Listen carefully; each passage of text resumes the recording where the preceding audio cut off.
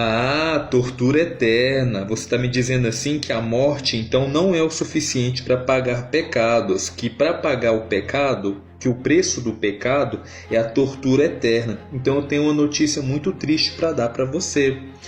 Cristo, a morte dele não pagou os seus pecados. Você sabe por quê? Se o preço do pecado é a tortura eterna, então o seu pecado não foi perdoado. Por quê? Porque Cristo não está lá sendo torturado eternamente para pagar o seu pecado.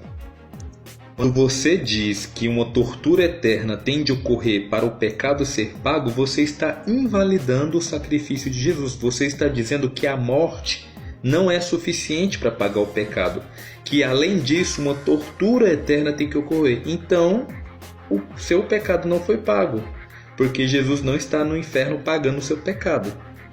O livro de Romanos 6,23 diz que o preço pago pelo pecado é a morte. Jesus pagou os pecados da humanidade morrendo uma vez e não sendo torturado para sempre.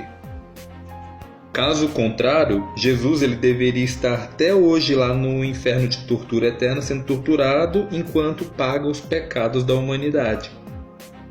Essa é a base jurídica. O preço pago pelo pecado é a morte. E não há nada que você possa fazer para mudar isso.